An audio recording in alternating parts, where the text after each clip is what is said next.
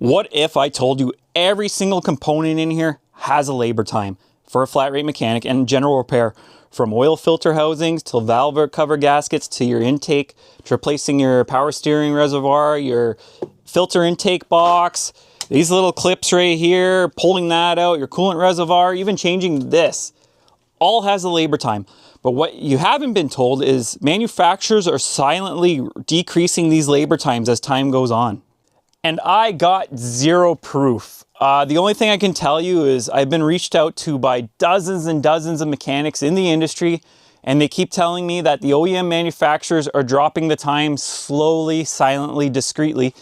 And because every time you log into a site to get a labor time, there's no previous history unless you print it out. There's no identifier to prove that labor times have dropped other than the mechanic like me or them saying, I know that paid more. I just did one a month ago. How did it drop 0.3, 0.2?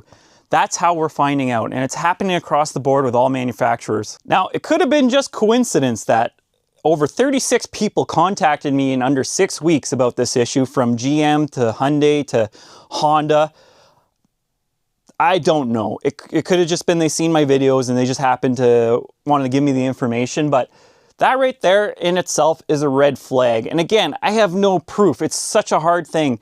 And we're seeing things in places like Identifix, All Data, Mitchell, where the times aren't adding up or they don't make sense compared to the manufacturer. Something's wrong in the industry right now. And I kind of think it has to do with flat rate may be going out. There are a few US states that have banned flat rate. I'm not quite sure in Canada. It's a little iffy. There's less flat rate people in here in Canada. Generally, if you're at a dealership, you're a flat rate mechanic. Here in Canada, if you're in a private garage, you're hourly. And we have laws to prevent people not being paid 40 hours a week. So stateside, it's a little, but because those couple states have banned flat rate pay in those states, the manufacturers are obviously not going to have it because in their mind, they're losing money. So where are they going to save that money? They're going to start bringing the labor rates down across the board elsewhere to pay for what's happening in those states. Unfortunately, the lawmakers aren't moving quick enough to hit all the states. Flat rate needs to go. There's no doubt about it. We've beat this like a dead horse. But what's happening now is you're going to have all these reduced flat rates. And when private garages get to these, for example, let's just say this oil filter housing on this N54 paid like 3 hours, just a generic number. And warranty reduced it to 1.5.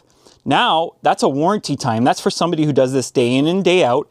And now this ends up at a private garage. That private garage is going to quote what they see, 1.5 hours. And when they're 3 hours into it, they're going to be like, holy crap, we can't make money doing this. So now comes the trickle-down effect. If private garages can't make money doing basic repairs like that because the labor times have been greatly reduced and they don't make sense, something's going to give. Either they're going to close the doors or they're going to up their door rate to compensate for what's happening with the repair on these vehicles, or the customer can't afford their door rate. So what do? They finance a new vehicle.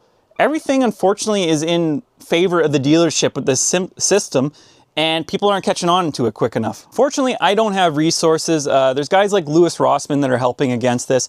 I think the only way to have proof of this is current technicians in the industry at the OEM dealers, Ford, Dodge, whatever, start printing and saving them on PDFs about the labor times, take pictures, and you can go back at a later date and see if the times have changed, and it might surprise you. And having this past history is the only thing that's going to protect technicians going further, because you're going to have show this to your lawmakers, unfortunately, and have proof. And unfortunately, they're very good at hiding it because there's no history. You pull up the labor time every time, and that page is the last or the most updated thing. You don't have a previous revision like you do on campaigns or TSBs where you watch the labor time drop.